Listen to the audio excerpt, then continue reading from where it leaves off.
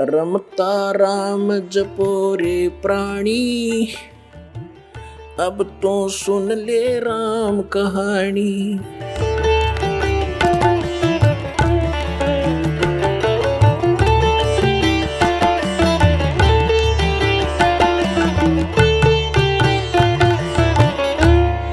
जैसे आपने जन्म साखी भाई बाला वाली में देखा, परमात्मा के उस यथार्थ मंत्र का स्वयं जाप कर रहे थे नानक साहिब जी। और जब उनकी देखा देखी उनके शिष्य मर्दाना ने भी वो जाप शुरू किया तो उसको ऐसा झटका दिया कि वो मर गया होता, डूब गया होता समुद्र में। एक बस ऐसी घबरा गया मर्दाना। तब उसको कहा कि तू नकल ना कर, मेरी करनी ना देख, मैं जो बोलता हूं गुरु की आज्ञा का पालन कर। तो वो दृढ़ भगत थे, किसी भी सिख समाज को सतनाम नहीं बताया उन्होंने। समाज अपने स्थान पर, भगवान अपने स्थान पर। तो वो भगवान के बच्चे थे, वो दृढ़ व्यक्ति थे, दृढ़ भगत थे, श्रेष्ठ आत्माएं थी। उनका उद्देश्य ये नहीं था कि भी मैं इसके ना बताने से कोई हानि समाज को होगी, नहीं, वो तो जैसी थी उसी चल ही रही थी। अब उससे घनी हानि हो जाती जब वो डिक्लेयर कर जाते। आज ये सारे नकली पंथ, ये सतलोक की महिमा गाने वाले काल के द्वारा चलाए गए सारे नकली पंथ अब गुरु ग्रंथ साहब से पढ़कर यही नाम देते रहते। ऐसा झटका दे दिया कि डर गए सारे, पूरा सिख समाज के खबरदार देश नाम का जाप किया।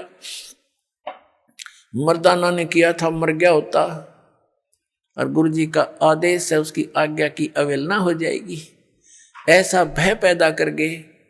क्या वो हमारे हितैषी नहीं थे? वो परम हितैषी थे। वो जानी जान थे कि आग लग जाएगी, जाइए उन मंत्र दे दिया तो नाश हो जाएगा बात का।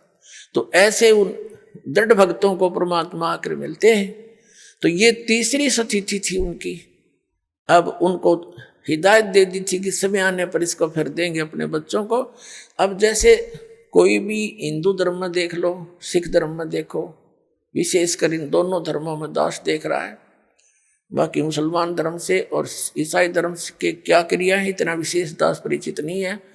इतना अवश्य है कि वो मुसलमान धर्म के लोग भी बलि चढ़ाते हैं, कुछ हिंदू समाज के भी चढ़ाते हैं। ये गलतियां हैं दोनों की।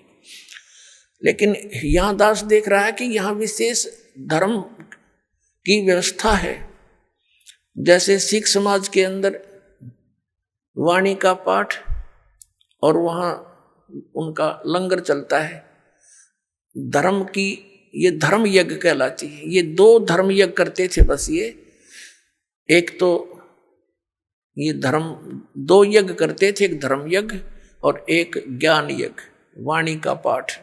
तो इनसे क्या होता है, मोक्ष नहीं हो सकता संग जन्म भी इन क्रियाओं से, लेकिन मनुष्य के शरीर की संख्या बढ़ जाती है।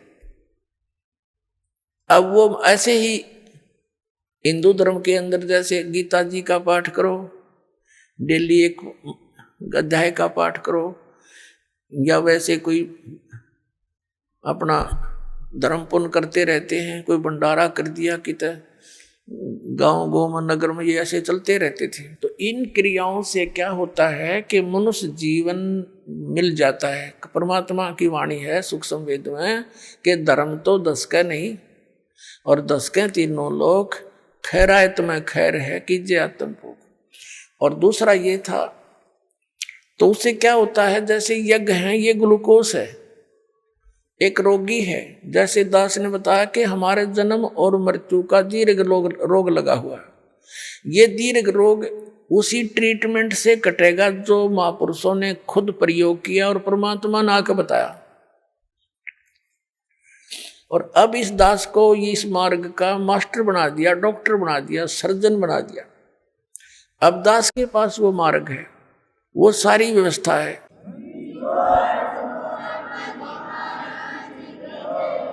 और उन महापुरुषों ने क्या किया कि इस पूरे मानव समाज का ग्लूकोस लगा दिया। ग्लूकोस जो होता है ये रोग नहीं नाश करता, ये शरीर को नष्ट होने से बचाता है, पानी की अक्षति पूर्ति करता है।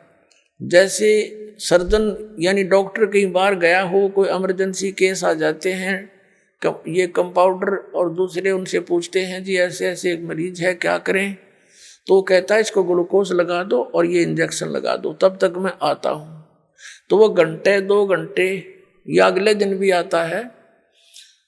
तो वो ग्लूकोज लगाने से वो शरीर उसका नष्ट नहीं होता, और आके फिर वो चेक करके उसको जो ट्रीटमेंट देना है वो डॉक्टर देगा। रोग कटेगा उस डॉक्टर के उस ट्रीटमेंट से या ऑपरेशन से, जो भी वो चाहेगा, सर्जरी से। ग्लूकोज उसकी रक्षा करती रही, शरीर का नाश नहीं होने दिया।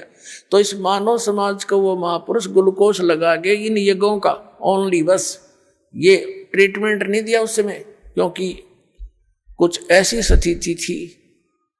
तो अब परमात्मा ने इस दास को भेज दिया, वो डॉक्टर बना के, वो सर्जन बना के, और आदेश दे दिया। उनको मना कर दिया था सतनाम नहीं देना, दास को आदेश दे दिया कि अब दे सतनाम और दे दे सार नाम। समय आ गया पिछली पीढ़ी का। बोलो सतगुरुदेव।